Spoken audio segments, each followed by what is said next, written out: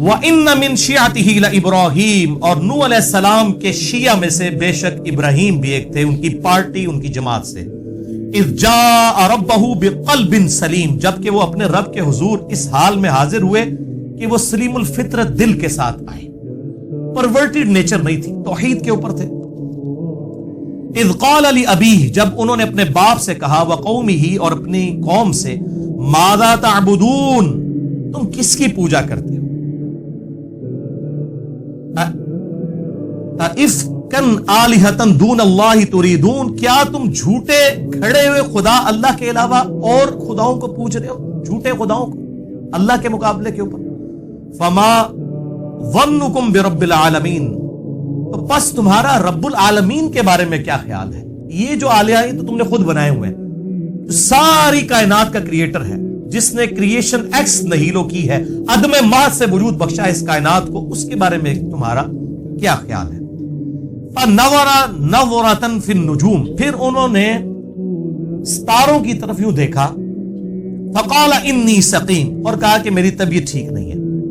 یہ انہوں نے توریہ کیا. ابراہیم علیہ السلام نے 3 توریہ کیے ہیں. سورۃ الانبیاء میں بھی ایک توریہ کا ذکر آیا، ایک یہاں پر آیا، باقی ڈیٹیل صحیح بخاری کے اندر موجود ہے. میں نے الگ سے ایک لیکچر دیا ہے، مسئلہ نمبر 88A اور 88B، عصمت انبیاء کے عقیدے پہ شبہات کا تحقیقی جائزہ. اس میں میں نے ان احادیث کا دفاع کیا ہے.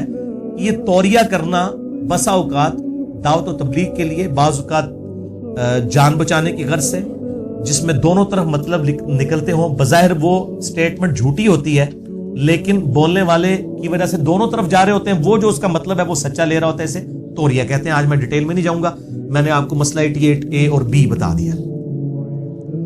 تو ایک توریہ انہوں نے، چونکہ ان کی قوم جو ہے وہ ستارہ پرست تھی، تو انہوں نے ان کو دھوکہ دینے کے لیے یوں ستارے کی طرف دیکھا اور کہا میں بیمار ہوں. ان کا یہ عقیدہ تھا اس قوم کا کہ ستاروں کی وجہ سے، لوگ ایسے علوم جانتے ہیں کہ ستاروں کی وجہ سے کسی کے اوپر مشکل یا پریشانی آتی ہے، اور بیمار ہو سکتا ہے کہ وہ تھوڑی بہت ان کو کوئی ٹینشن ہو اپنی قوم کے اعتبار سے بھی، اور فزیکلی بھی ہو سکتا ہے بیمار ہو. انہوں نے اس روحانی بیماری کا بھی ذکر کیا ہو اپنی قوم کی کہ میں تمہاری وجہ سے یعنی پریشان ہوں.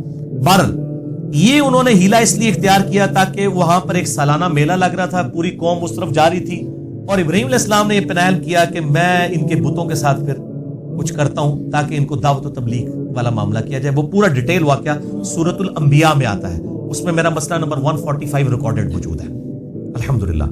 یہاں پر اس کا کچھ حصہ نقل ہوگا. فَتَوَلَّوْا عَنْهُ مُدْبِرِينَ، چنانچہ وہ لوگ انہیں پیچھے چھوڑ کر میلے پر چلے گئے. اب وہ پورا گاؤں خالی ہو گیا.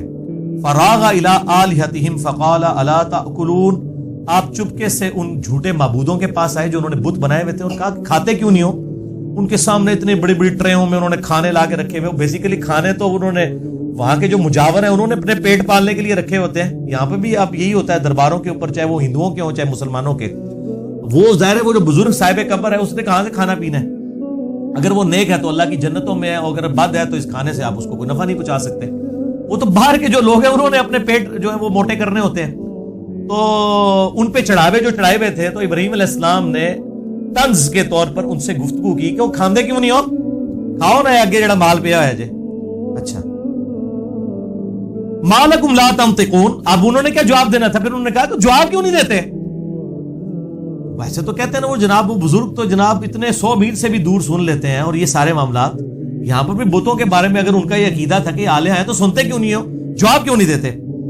فراغ علیہم ضربا بالیمین، پھر انہوں نے پوری قوت کے ساتھ ضرب لگائی اپنے دائیں ہاتھ سے اور سارے بتوں کو توڑ دیا. سورۃ الانبیاء میں آتا ہے کلہاڑا لے کے انہوں نے سارے بت توڑے، اور جو سب سے بڑا بت تھا اس کے کندھے کے اوپر انہوں نے وہ رکھ دیا کلہاڑا. اور پھر جب وہ قوم آئی تو ان کے ساتھ بھی توریہ کیا اور کہا کہ ان کے بڑے سے پوچھو. یعنی وہ یہ کہنا چاہ رہے تھے کہ اگر یہ بولتا ہے تو پوچھ لو کس نے کیا ہے. ٹھیک ہے، ان کے بڑے نے کیا ہوگا. اور بڑے سے مراد انہوں نے اپنے دل میں اپنے آپ کو لیا کہ جو ان سے زیادہ طاقتور اور بڑا ہے، اور ان کو یہ سمجھ آئی کہ یہ کہہ رہا ہے کہ یہ بڑے بت نے کیا ہوگا. تو انہوں نے کہا یار یہ انہوں نے کہا ابراہیم تجھے پتا تو ہے یہ کچھ نہیں کر سکتے. پھر ابراہیم علیہ السلام نے وہاں پہ خطبہ توحید دیا کہ جو تمہیں پتا بھی ہے تو تف ہے تم پر بھی اور تمہارے آباء و اجداد کے اوپر بھی. یعنی یہ بھی امت ابراہیمی ہے نا. یہاں پہ کہتے ہیں ذرا بزرگوں کا نام احترام سے لیں. ابراہیم علیہ السلام نے تو بزرگوں کو پہلے جڑا نے لمحہ پایا ہے. انہوں نے کہا تف ہے تواڈے ہوتے بھی تواڈے بزرگاں ہوتے بھی. کہ تسی لوگ بے دلیل اس طرح کے معاملات میں. اب یہ مثالیں لا کے دیتے ہیں. وہ دیکھیں جی حضرت موسیٰ علیہ السلام کو اللہ نے کہا فرعون سے اس طرح بات کرنا. بھائی یہ امت جو ہے ابراہیمی ہے, یہ امت توحید ہے, یہاں پہ ابراہیمی خون ہے, اس لیے ہم توحید کے معاملے میں بہت سینسٹیو ہیں کہ شرک is the most sensitive issue in the sight of Allah. Allah کے حضور شرک سے زیادہ حساس معاملہ ہی کوئی نہیں ہے. کیٹاگوریکل قرآن حکیم میں سورۃ النساء کی آیت نمبر 48 اور 116 میں مینشن ہوا ان اللہ لا یغفر ان یشرک بہ ویغفر ما دون ذلک لمن یشاء. بے شک اللہ شرک کو کبھی معاف نہیں کرے گا, اس کے علاوہ ہر گناہ معاف کر دے گا, وہ بھی اوپن لائسنس نہیں, جس کے لیے چاہے گا. شرک کے علاوہ ہر گناہ معاف ہو سکتا ہے. ہاں دنیا میں شرک بھی معاف ہو جائے گا. سورۃ الفرقان کی آیت نمبر 70 میں آیا کہ دنیا میں شرک سے توبہ کر لے ہم اس کے گناہوں کو بھی نیکیوں سے بدل دیں گے الحمدللہ. بہرحال توحید اور شرک کے حوالے سے الحمدللہ ہزاروں لوگوں کی عقیدہ توحید کی اصلاح کا سبب بننے والا میرا ایک لیکچر ہے, مسئلہ نمبر 3, دعا صرف اللہ ہی سے, اور اسی کی ایکسٹینشن ہے وسیلہ اور توسل کے صحیح احکام و مسائل, مسئلہ نمبر 43. جسے شوق ہو تو وہ دیکھے, میں آج اس کو اسکپ کرتا ہوں, ادروائز وہ سارا ٹیسٹ ڈسٹرب ہو جائے گا اس حوالے سے جو ہم ڈسکشن کر رہے ہیں. تو انہوں نے اس سارے بتوں کو توڑ دیا. فَأَقْبَلُوا إِلَيْهِ يَزِفُّونَ, تو وہ سارے وہ میلے سے جب رنگ رلیاں بنا کے واپس آئے دوڑتے ہوئے, قَالَ أَتَعْبُدُونَ مَا تَنْحِتُونَ, آپ نے فرمایا کیا تم پوجتے ہو انہیں جنہیں تم خود تراشتے ہو, وَاللَّهُ خَلَقَكُمْ وَمَا تَعْمَلُونَ, جبکہ اللہ تعالیٰ نے تمہیں بھی پیدا کیا ہے اور جو کچھ تم پیدا کرتے ہو اس کا بھی الٹیمیٹ خالق اللہ ہے. یعنی یہ جو بت تم نے تراشے ہیں اس کے لیے پوٹینشلی طاقت کس نے دی ہے؟ اللہ نے. اسے مسئلہ تقدیر کے چکر میں نہیں ڈال دینا چاہیے. بعض لوگ اس طرف بھی قدریہ جو جبریہ وہ اس طرف چلے گئے کہ ہم جو زنا بھی کرتے ہیں نعوذ باللہ برائی بھی کرتے ہیں تو اس کا خالق بھی اللہ ہے. تو وہ اس آیت سے لیتے ہیں کہ اللہ نے تمہیں بھی پیدا کیا اور جو تم اعمال کرتے ہو اس کا خالق بھی اللہ ہے. حالانکہ اسے دقت نظر سے دیکھیں, اس میں بتوں کے کانٹیکسٹ میں بات ہو رہی ہے کہ جو کچھ تم کر رہے ہو تمہیں بھی اللہ نے پیدا کیا, اور جو تمہارے اعمال ہیں یعنی ان بتوں کو جو تم نے تراشا ہے یہ پوٹینشلی طاقت کس نے دی تھی؟ اللہ نے. تو در حقیقت اللہ خالق ہے. تمہیں چاہیے تھا اللہ کو پوچھتے, اس کی طاقت سے بجائے اس کے مقابلے پر بت تراشنے کے اللہ کے سامنے سر تسلیم خم کرتے. یہ اس کی اپروپریٹ تشریح بنے گی. قالوا بنوا له بنیانا, انہوں نے اب کیا کرنا تھا, انہوں نے کہا جی کھودو اس کے لیے بڑی سی ایک جو ہے وہ زمین میں آتش کدہ بناؤ. فالقوه فی الجحیم, پھر اسے اس آگ میں پھینک دو. فارادوا به کیدا, انہوں نے تو چاہا تھا آپ کا برا کرنا. فجعلناہم الاسفلین, لیکن وہی خود ذلیل و خوار ہو گئے. وہ سورۃ الانبیاء میں آتا ہے اللہ نے کہا کہ ہم نے حکم دیا اے نار ٹھنڈی ہو جا ابراہیم پر اور سلامتی بن جا. اتنی ٹھنڈی نہ ہو جائے کہ ان کو ٹھنڈ لگنا شروع ہو جائے, سلامتی والی ٹھنڈی ہو جائے. اور وہ آگ ٹھنڈی ہو گئی. اتنی بڑی آگ جلائی تھی انہوں نے. اور صحیح بخاری میں اس کانٹیکسٹ میں ایک حدیث ہے کہ سیدنا عبداللہ ابن عباس کہتے ہیں رضی اللہ تعالیٰ عنہ کہ ابراہیم علیہ السلام کو جب آگ میں پھینکنے لگے تھے تو انہوں نے اس وقت پڑھا تھا حسبنا اللہ و نعم الوکیل, ہم نے اللہ ہی پر بھروسہ کیا, ہمیں اللہ ہی کافی ہے اور وہی بہتر کارساز ہے. اور تمہارے محبوب صلی اللہ علیہ وآلہ وسلم بھی ہر مشکل اور پریشانی میں کہتے تھے حسبنا اللہ و نعم الوکیل. میرا ایک کلپ بھی یوٹیوب پہ لاکھوں لوگ دیکھ چکے ہیں, مصیبت اور پریشانی سے بچاؤ کے 3 وظائف, حسبنا اللہ و نعم الوکیل, یا حی یا قیوم برحمتک استغیث, اور لا الہ الا انت سبحانک انی کنت من الظالمین. احادیث کے ریفرنسز کے ساتھ میں نے ڈیٹیل سے ڈسکس کیا, میں نے صرف اشارتاً بات کر دی. تو اللہ تعالیٰ ماتا ہے انہوں نے برا چاہا تھا لیکن اللہ نے ان کو ذلیل و خوار کر دیا. وقال انی ذاہب الی ربی سیہدین, انہوں نے کہا میں تو اپنے رب کی طرف جا رہا ہوں, وہ میری رہنمائی کرے گا. یعنی جبلی ہدایت پہ تو ابراہیم علیہ السلام تھے, انہوں نے شرک کبھی نہیں کیا. نبی ہمیشہ سے اللہ کی حفاظت میں ہوتا ہے لیکن مبعوث بعد میں ہوتا ہے جب اللہ چاہتا ہے. حضرت عیسیٰ علیہ السلام کو ماں کی گود میں مبعوث کر دیا, ہمارے محبوب صلی اللہ علیہ وآلہ وسلم کو 40 سال کی عمر میں مبعوث کیا, لیکن اللہ کی حفاظت میں تھے. وہ 40 سال کی زندگی بھی اللہ نے دلیل بنائی ہے سورہ یونس کے اندر آیت نمبر 15 میں کہ نبی فرما دیجئے میں اتنا عرصہ تم میں رہوں. کوئی ایسی بات مجھ سے دیکھی ہے جو اگر میں یہ دعویٰ کر رہا ہوں یہ کتاب اللہ کی طرف سے آئی ہے, میں نے کسی فلاسفر کی شاگردگی نہیں کی, میں نے کسی شاعر کی سامنے جو ہے وہ دوزانوں نہیں بیٹھا جا کے, میں نے ایسا کلام کیسے, یہ سوائے اس کے کہ یہ ڈیوائن سورس ہے اس کا. تو اللہ تعالیٰ ماتا ہے جب انہوں نے دعا کی ربی حبلی من الصالحین, اور انہوں نے یہ دعا کیا اللہ مجھے کوئی نیک بچہ عطا فرما.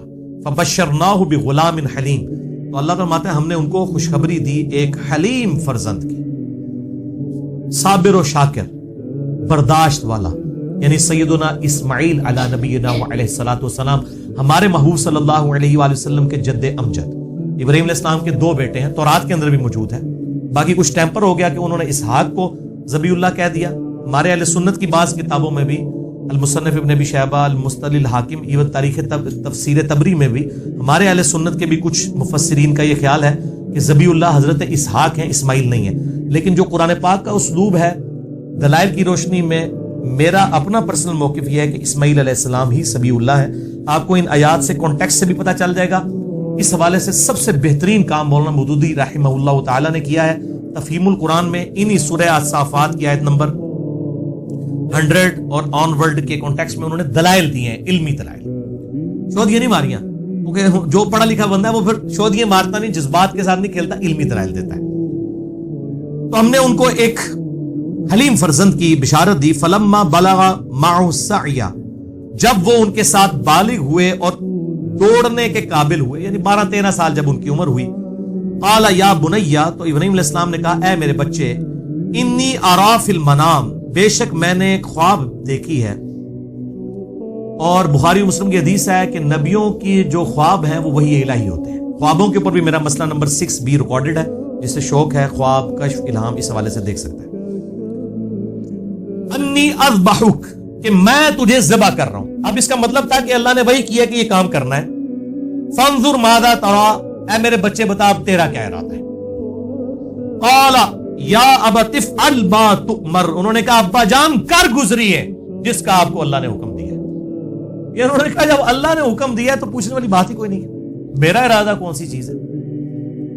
قربانی کے اوپر مسئلہ نمبر میرا 52 ہے، قربانی کے صحیح احکام و مسائل، اس میں بھی میں نے یہ واقعہ بیان کیا اور قربانی سے متعلق جو ہے واقعات، جو احادیث ہیں وہ بھی ڈسکس کی ہیں، آج میں اس کی تفصیل میں نہیں جاؤں گا۔ بہرحال انہوں نے کہا کہ آپ کر گزریے، ستجدونی انشاءاللہ من الصابرین، ان قریب آپ مجھے صبر کرنے والے لوگوں میں پائیں گے، میں انشاءاللہ صبر کروں گا، اللہ کے لیے جان بھی حاضر ہے۔ ویسے یہ آج کل تو صرف نعرہ ہوتا ہے کہ غلامی رسول میں موت بھی قبول ہے، یہ نعرے ہی ہوتے ہیں، داڑھی قبول نہیں ہوتی، نماز 5 وقت جماعت کے ساتھ قبول نہیں ہوتی ہے، اس لیے کہ داڑھی تو رکھنی پڑے گی، نماز تو پڑھنی پڑے گی، موت اس لیے قبول ہے کہ جان دینی نہیں پڑے گی، اللہ ماشاء اللہ کو موقع آ جائے، نعرہ مارنے میں کیا حرج ہے۔ یہ نعرہ نہیں تھا، واقعی انہوں نے دل سے یہ بات کی کہ ان قریب مجھے آپ صبر والے لوگوں میں پائیں گے۔ فلما اسلما، جب انہوں نے سر تسلیم خم کر دیا ان دونوں نے، وطلہ للجبین، تو باپ نے بیٹے کو جو ہے وہ کروٹ کے اوپر لٹا لیا۔ یہ جبین کے لیے بعض اوقات ماتھے کا لفظ بھی استعمال کیا جاتا ہے، لیکن عربی لنگوسٹک میں یہ کن پٹی کو بھی جو ہے وہ جبین کا لفظ اس کے لیے بھی استعمال ہوتا ہے۔ تو یعنی ایک طرف لٹایا، جیسے کہ جانور کو لٹایا جاتا ہے ایک طرف سے۔ یہ بھی اکثر لوگوں کو مسئلہ نہیں حل ہوتا کہ بھئی الٹا لٹایا تھا تو وہ چھری کیسے پھیر رہے تھے، وہ کروٹ کے اوپر لٹایا تھا۔ وَنَادَيْنَاهُ أَن يَا إِبْرَاهِيمُ، بس جب وہ یعنی چھری چلانے لگے اس وقت اللہ تعالیٰ فرماتا ہے ہم نے ان کو پکارا، اے ابراہیم قد صدقت الرؤیا، بے شک تو نے اپنا خواب سچا کر دکھایا، بس ادھر تک ہی تجھے لے کے آنا تھا، یعنی بالکل ایج کے اوپر انہوں نے تو اپنی قربانی پیش کر دی نا۔ اور یہ اسماعیل علیہ السلام سے بڑھ کر حضرت ابراہیم علیہ السلام کی قربانی تھی۔ 87 سال کی عمر میں رو رو کے ایک بچہ مانگا، باپ کی عمر ہوگی 99 ایئرز، بچہ 12 سال کا، اور بڑھاپے کا سہارا ایک ہی بیٹا، اس کی بھی قربانی مانگ دی جائے۔ تو میں اس لیے کہتا ہوں کہ اس جھگڑے میں نہیں پڑنا چاہیے کہ یہ اسماعیل علیہ السلام تھے یا اسحاق علیہ السلام تھے، اختلاف ہے، کبھی دلائل اسماعیل علیہ السلام کی طرف ہے، اصل چیز یہ کہ یہ تو ابراہیم علیہ السلام کی قربانی ہے۔ سورۃ البقرہ میں اللہ تعالیٰ نے جب جب ہم نے ابراہیم کو آزمایا تب تب وہ کامیاب ہوا ان آزمائشوں کے اندر۔ آج دیکھ لیں، آج سنت ابراہیمی زندہ ہے، ہم بھی یعنی ابراہیم علیہ السلام کی نسبت سے بات کرتے ہیں۔ قرآن حکیم میں ہمیں کہا گیا لقد کان لکم فی رسول اللہ اسوۃ حسنہ، تمہارے لیے رسول اللہ کی زندگی میں اسوہ حسنہ ہے صلی اللہ علیہ وآلہ وسلم، اور نبی صلی اللہ علیہ وآلہ وسلم کو کہا گیا آپ کے لیے ابراہیم کی زندگی میں اسوہ حسنہ ہے۔ یعنی یہ ما کان ابراہیم یہودی ولا نصرانی، ابراہیم نہ تو یہودی تھے نہ نصرانی تھے، ولکن کان حنیفا مسلما وما کان من المشرکین، بلکہ وہ اکیلے ٹوٹ کر ایک اللہ کے ہو گئے تھے، وہ مسلم تھے، حنیفہ تھے، اور مشرکوں میں نہیں. یہ امام حنیفہ والا حنیفہ نہیں ہے, اس میں ہے آتی ہے, اس میں الف ہے. حنیفہ سب سے ٹوٹ کر ایک اللہ کا ہو جانے والا. تو ابراہیم علیہ السلام سب سے ٹوٹ کر ایک اللہ کے ہو گئے ہوئے تھے. تو یہ امت حنیفی امت ہے. ابراہیم علیہ السلام سب سے ٹوٹ کر ایک اللہ کے ہو گئے ہوئے تھے. نہ ابراہیم علیہ السلام یہودی تھے نہ عیسائی تھے. اور ڈاکٹر اسرار صاحب رحمہ اللہ تعالی, اللہ تعالیٰ ان کی غلطیاں معاف کرے, ان کو نیک کاموں کا اجر دے, وہ جب یہ آیت پڑھا کرتے تھے تو کہا کرتے تھے کہ ابراہیم علیہ السلام نہ یہودی تھے نہ عیسائی تھے بلکہ وہ تو مسلمان تھے. تو وہ کیا کرتے تھے کہ مسلمانوں, نبی صلی اللہ علیہ وسلم نہ سنی تھے نہ شیعہ تھے, وہ بھی مسلمان تھے, تو آپ بھی مسلمان ہو جاؤ. اور حقیقت بات ہے, قرآن حکیم میں نہیں آیا قل اننی ہدانی ربی الی صراط مستقیم. اے نبی فرما دیجئے صلی اللہ علیہ وآلہ وسلم, مجھے تو میرے رب نے سیدھا راستہ دکھا دیا ہے. دین القیم ملت ابراہیم حنیفہ, وہ دین جو کہ قائم ہے ابراہیم علیہ السلام کی ملت پر, جو سب سے ٹوٹ کر اللہ کے ہو گئے تھے. وما کان من المشرکین, ابراہیم مشرک نہیں تھے. قل ان صلاتی ونسکی ومحیای ومماتی للہ رب العالمین. اے نبی صلی اللہ علیہ وآلہ وسلم یہ بھی فرما دیجئے کہ بے شک میری نماز, میری قربانی, میرا جینا, میرا مرنا سب اللہ کے لیے ہے جو سارے جہانوں کا پالنے والا ہے. لا شریک لہ, میں اس کے ساتھ کسی کو شریک نہیں ٹھہراتا. وَبِذَلِكَ أُمِرْتُ وَأَنَا أَوَّلُ الْمُسْلِمِينَ, اور اسی کا مجھے حکم بھی ہوا ہے اور سب سے پہلا مسلم, فرما بردار, تابع فرمان اپنے رب کا میں ہوں. سب سے پہلے میں مسلم. نبی صلی اللہ علیہ وآلہ وسلم سنی شیعہ کی تفریق سے بلند تھے. الحمدللہ ہمیں بھی اپنے آپ کو مسلم مسلمان کہنے پر فخر محسوس کرنا چاہیے. ان ھذا لہو البلاء المبین. قربان جائیں ابراہیم علیہ السلام کے, یار جس کو اللہ کہہ رہا ہے کہ ابراہیم علیہ السلام کو اللہ فرماتا ہے بے شک یہ بہت بڑی آزمائش ہم نے ڈال دی تھی ابراہیم کے اوپر. یعنی ہم تو کہتے ہیں نا کہ اللہ تعالیٰ کے لیے کچھ بڑا کام کر جائیں, اللہ فرماتا ہے ہم نے بہت بڑی آزمائش ڈالی ابراہیم کے اوپر, وہ کامیاب ہوئے. وَفَدَيْنَاهُ بِذِبْحٍ عَظِيمٍ, اور ہم نے بچا لیا ایک عظیم فدیے کے. بس مسند احمد میں ڈیٹیل آتی ہے کہ ایک مینڈا نازل ہوا تھا اور اس کے سینگ جو ہیں وہ خانہ کعبے کے اندر موجود تھے. حتیٰ کہ جب یزید نے جو ہے وہ عبداللہ ابن زبیر پہ چڑھائی کی اور منجنیق سے خانہ کعبہ شہید ہو گیا, جو صحیح مسلم میں بھی ڈیٹیل آتی ہے اس کی کتاب الحج چیپٹر کے اندر, تو وہ مینڈے کے جو سینگ پچھلے سمجھ لیں آپ 3,500 سال سے وہاں پر موجود تھے, وہ پھر جل گئے اس میں. وَتَرَكْنَا عَلَيْهِ فِي الْآخِرِينَ, اور ہم نے ان کا ذکر خیر بعد میں آنے والوں میں چھوڑ دیا. ہے نا ذکر خیر. آپ دیکھیں کہ دنیا کے کروڑوں مسلمان ہر سال قربانی کرتے ہیں, اس کو سنت محمدی نہیں کہتے صلی اللہ علیہ وآلہ وسلم, سنت ابراہیمی کہتے ہیں. حج بھی کرتے ہیں سنت ابراہیمی کہتے ہیں. حالانکہ ابراہیم علیہ السلام کے بارے میں تو قرآن میں آتا ہے کہ ایک لوط ان پر ایمان لایا, ان کے گھر والے چند. ابراہیم علیہ السلام پہ بہت تھوڑے لوگ ایمان لے کے آئے, لیکن اللہ کے حضور کوانٹٹی, اتھارٹی, ایتھینٹسٹی نہیں ہے, کوالٹی ہے. چاہے اکیلا ابراہیم ہو, اس لیے تو سورۃ النحل میں اللہ نے فرمایا ابراہیم اکیلا ہی پوری امت تھا. اکیلا اس لیے پوری امت تھا کہ وہ ہی اکیلے تھے, 20 بچے تو چلے ساتھ ہوتی ہیں. ایک لوط علیہ السلام ان پہ ایمان لائے, ان کو بھی اللہ نے مبعوث کر دیا پیغمبر بنا کے. تو اگر کوانٹٹی کے اوپر فیصلہ ہونا ہوتا تو ابراہیم علیہ السلام دنیاوی طور پہ تو ناکام ہوئے, لیکن اللہ کے حضور کامیاب ہے. آج دیکھ لیں جتنے آسمانی مذاہب ہیں, چاہے یہودی ہوں, عیسائی ہوں, مسلمز ہوں, ان کا نام رسپیکٹ سے لیتے ہیں.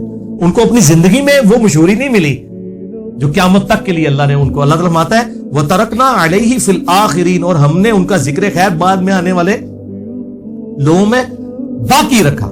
سلام علی ابراہیم, سلامتی ہو ابراہیم کے اوپر. میں کہتا ہوں اس سے بڑا کوئی ٹائٹل ہے کہ اللہ تعالیٰ اپنے بندے پہ سلامتی بھیج دے کہ یار اے نے کام کیتا ہے بھائی, ویل ڈن, سلام علی ابراہیم. اور اس صورت کو آپ دیکھیں گے کئی نبیوں کے نام, سلام علی نوح فی العالمین, سلام علی موسیٰ و ہارون, سلام علی الیاسین, اور اینڈ پہ پھر کنکلوژن ہے سورت کی سبحان ربک رب العزت عما یصفون وسلام علی المرسلین والحمد للہ رب العالمین.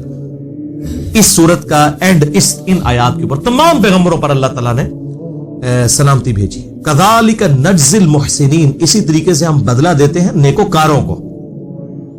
انہ من عبادنا المؤمنین, بے شک وہ ہمارے مؤمن بندوں میں سے تھے, بات ماننے والے بندوں میں سے تھے. وبشرناہ باسحاق نبی من الصالحین, ہم نے ان کو بشارت دی اسحاق کی جو نبی صالحین میں سے ہوں گے. تو اس کا مطلب یہ ہے کہ حضرت اسماعیل والا واقعہ ہوا ہے, اس کے بعد حضرت اسحاق پیدا ہوئے ہیں. یعنی یہ قرآن کی ترتیب بھی یہ سپورٹ کر رہی ہے کہ اسماعیل علیہ السلام ہی سبی اللہ ہے. باقی آپ تفہیم القرآن پڑھ لیں تو اس میں کافی علمی دلائل دیے گئے ہیں. وبارکنا علیہ وعلی اسحاق، اور ہم نے برکت نازل کی ان پر اور اسحاق پر، ومن ذریتہما، ان دونوں کی اولاد پر بھی. اب دیکھیں حضرت اسحاق ان کے بیٹے ہیں یعقوب علیہ السلام جن کا لقب ہے اسرائیل، ان کے 12 بیٹے اور بنی اسرائیل میں ہزاروں پیغمبر. دوسری طرف حضرت اسماعیل کی اولاد میں سے صرف نبی صلی اللہ علیہ وآلہ وسلم. بہرحال دونوں بچوں کو اللہ نے نبوت کے لیے چن لیا اور ان کی اولاد میں نبوت کو باقی رکھا. ومن ذریتہما، اور ان کی نسل میں سے محسن، نیک لوگ بھی ہیں، وظالم لنفسی، اور ایسے لوگ بھی ہیں جو اپنی جانوں پر ظلم کرنے والے ہیں. یعنی یہ نہیں ہے کہ ابراہیم علیہ السلام کی نسبت مل گئی ہے تو سطح خیران ہے، انج نہیں ہے. یعنی وہ نسبت کے باوجود نسبت والے کام کرنے والے لوگ نہیں موجود ہیں. اب دیکھ لیں ایک طرف ہاشمی خاندان کتنا اعلیٰ خاندان ہے، اسی ہاشمی خاندان میں ابو لہب بھی ہے، اس میں نبی علیہ السلام بھی ہے. تو وہ اللہ تعالیٰ مطلب اپنے بندوں کو اٹھاتا ہے. ایسا نہیں ہے کہ کوئی خاندان فی نفسے ہی برا ہوگا. میں اپنی بات کرتا ہوں کہ ہمارا یعنی مغل خاندان ہے، مرزا فیملی سے، اسی میں ایک غلامت قادیانی دجال جیسا بندہ پیدا ہوا ہے، اور اسی خاندان کے اندر وہ دین اکبر کا دعویٰ کرنے والا یعنی جو جلال الدین اکبر تھا اس نے بھی کس قسم کی گمراہی پھیلائی، اور اس میں ایسے لوگ بھی آئے جنہوں نے دعوت و تبلیغ کے حوالے سے کام کیا. تو فی نفسی ہی خاندان کوئی برا نہیں ہوتا، اور نہ اسلام اس میں بلیو کرتا ہے کہ کسی کا خاندان جو ہے اب ریجیکٹڈ ہو گیا. نہیں، آل امیہ میں کتنے لوگ ہیں جو سیدنا علی کے شیعہ میں شامل تھے، سیدنا علی کے سپورٹر تھے جنگ صفین میں، حالانکہ آل امیہ سے تھے. اور بنو ہاشم میں چند ایک لوگ ایسے تھے جو ہے وہ حضرت معاویہ کے ساتھ مل گئے رضی اللہ تعالیٰ عنہ. تو یہ نہیں ہوتا کہ مطلب کوئی خاندان کی وجہ سے کسی، ہاں اگر خاندان بھی ہو، اعمال بھی اچھے ہوں تو پھر نسبت فائدہ دیتی ہے. پھر حسن و حسین ہی جنت نوجوانوں کے سردار ہیں، پھر فاطمہ ہی جنتی عورتوں کی سردار ہیں. تو یہ دونوں ایکسٹریمز ہیں. ایک طرف وہ لوگ ہیں جو صرف نسبت کو لیے بیٹھے ہوئے ہیں، اور دوسری طرف وہ لوگ ہیں جو نسبت کا ڈینائی کیے بیٹھے ہوئے ہیں. حالانکہ درمیان میں موقف یہ ہے کہ نسبت کا فائدہ تب ہے جب کوئی شخص اپنے اعمال صحیح کرے تو پھر نسبت واقعی فائدہ دیتی ہے. دیکھیں نا، اللہ تعالیٰ نے بنی اسرائیل کو بھی کہا انی فضلتکم علی العالمین، ہم نے بنی اسرائیل کو سارے جہان والوں پر فضیلت دی تھی، نسل ہونے کی وجہ سے دی تھی نا. اور اب بنو اسماعیل کو فضیلت دی ہے. بخاری مسلم کی حدیث ہے کہ قیامت تک خلافت صرف قریش میں رہ سکتی ہے، بنو اسماعیل کے اندر. کیا دوسرے مسلمان نہیں ہیں؟ لیکن قریش کو اللہ تعالیٰ نے چن لیا ہے، جیسے بنی اسرائیل کو چنا تھا اب بنو اسماعیل کو. اس لیے آپ دیکھیں کہ آخری خلیفہ جو ہوں گے مسلمانوں کے جو پوری دنیا میں خلافت قائم کریں گے، مسئلہ نمبر 127B میں نے امام محمد بن عبداللہ المہدی رضی اللہ تعالیٰ عنہ علیہ السلام کے بارے میں ریکارڈ کروایا 12 صحیح الاسناد حدیث کی روشنی میں. اور وہ بھی ہاشمی خاندان سے ہوں گے، سیدہ فاطمہ کی اولاد میں سے ہوں گے. ابو داؤد میں، مسند احمد میں اور کتابوں میں احادیث موجود ہیں. وہ بنو اسماعیل میں سے نبی علیہ السلام کی اولاد میں سے سید ہوں گے. لیکن ایک سید وہ ہے جو صرف نام کا ہی سید ہے، اور پھر ظلم یہ کرتے ہیں کہ وہ عام لوگوں کو کہہ رہے ہوتے ہیں کہ امتی یہ بات کر رہا تھا. بھائی اسی تواڈے امتی نہیں، اللہ دے بندے ہو، اسی نبی علیہ السلام دے امتی ہیں. امتی ہونے میں تو ہم دونوں برابر ہیں. جیسے بشر ہونے میں انبیاء اور عام انسان برابر ہیں، مرتبے کی بات نہیں ہو رہی بشر ہونے میں، سپیشیز میں. اسی طریقے سے جہاں تک امتی ہونے کا تعلق ہے تو چاہے وہ بنو اسماعیل میں سے ہو، بنو اسرائیل میں سے ہو، یا کوئی ترک ہو، چاہے کوئی جٹ ہو، رائی ہو، کوئی مغل ہو، کوئی چودھری ہو، سب کے سب جو ہے وہ امتی ہونے میں تو برابر ہے نا. باقی مرتبے میں اب آپ دیکھ لیں، پھر وہ جو محنت کرے گا وہ آگے نکل جائے گا. اب قریش ہی میں یعنی بالکل نچلے درجے کے 2 خاندان تھے، بنو تیم اور بنو عدی. ہمارے پہلے 2 خلیفہ راشد جو ہیں وہ ان 2 خاندانوں میں سے. اعلیٰ خاندان نہیں تھے وہ، حضرت ابوبکر اور حضرت عمر. آل امیہ چلیں کوئی اعلیٰ درجے کا خاندان حکومتی لیول پہ تھا. تیسرے خلیفہ حضرت عثمان ان میں سے ہوئے، اور چوتھے تو خیر ہاشمی تھے، سیدنا علی بن ابی طالب رضی اللہ عنہم اجمعین علیہم السلام. تو اسلام نے ذات پات ان ساری چیزوں کو ایڈریس ضرور کیا ہے اس حوالے سے، لیکن جو نسبت ہے وہ فائدہ ضرور دے گی اگر اعمال ہوں گے. اگر اعمال نہیں ہے تو نوح علیہ السلام کا بھی اللہ نے کہا یہ تیرا بیٹا ہے لیکن اس کے اعمال تیرے والے نہیں، یہ تیرا بیٹا ہی نہیں ہے. وہ اہل البیت سے ہی خارج کر دیا. یہاں پہ لوگ وہ جناب سیدوں کے احترام کے لیے ایسے ہاتھ باندھ کے کھڑے ہو جاتے ہیں، چاہے وہ پوڈری، چرسی، افیمی قسم کے وہ مطلب بے نمازی قسم کے لوگ ہیں، ان کو رسپیکٹ کر رہے ہیں. ہم نبی علیہ السلام کو رسپیکٹ دے رہے ہیں. بھائی نبی علیہ السلام کو رسپیکٹ دینے کے لیے ضروری ہے کہ کسی پوٹری چرسی کو آپ نے رسپیکٹ دینی ہے؟ تھوڑے سید نے اور بامل سید کوئی نہیں ہے، اس کو رسپیکٹ دیں. پہلے یہ لوگ اپنے جد امجد کو رسپیکٹ دیں کہ ان کے لیے بدنامی کا باعث نہ بنے کہ سید ہونے کا دعویٰ بھی کر رہے ہیں اور نسبت جو ہے وہ دعوے دار ہیں اور اعمال وہ نہیں ہے. میرا اپنا انجینئرنگ یونیورسٹی میں کلاس فیلو تھا اور وہ سید تھا لیکن قادیانی تھا. وہ اب اس کی وہ نسبت اس کو مطلب وہ نفع دے دے گی، وہ اب وہ ایک غلط ٹریک کے اوپر چڑھ گیا تو اب وہ نسبت کی وجہ سے اس کو نفع ہو جائے گا.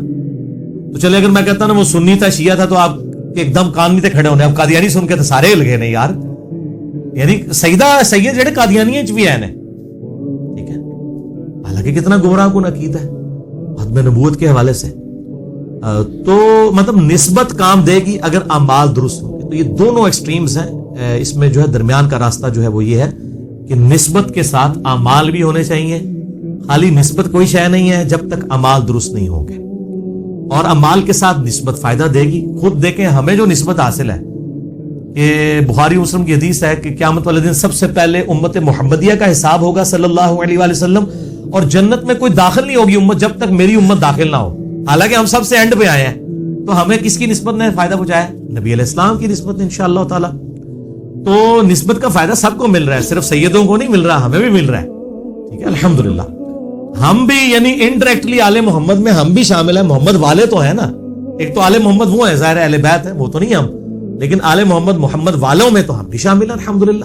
اور یہ نسبت ہمارے ساتھ ہے. کاش ہم اسی نسبت پہ فخر کریں، اپنے آپ کو حنفی، شافعی، مالکی، جعفری، وہابی، سنی، شیعہ اس قسم کے ٹرمز کی بجائے اپنے آپ کو اگر کوئی نسبت ہی لگانی ہے تو محمدی کہیں. اور نبی علیہ السلام نے دیکھیں محمدی بھی نہیں، اس سے بھی اوپر چلے گئے. سورۃ الحج کی آیت نمبر 78 کے اندر وَسَمَّاكُمُ الْمُسْلِمِينَ مِن قَبْلُ وَفِي هَذَا، اللہ تعالیٰ کے محبوب پیغمبر ابراہیم علیہ السلام نے تمہارا نام مسلم رکھا تھا، اور اس قرآن کے اندر اللہ نے تمہارا نام مسلمان، فرما بردار رکھ دیا ہے، تابع فرمان. اسی پہ ہمیں فخر محسوس کرنا چاہیے.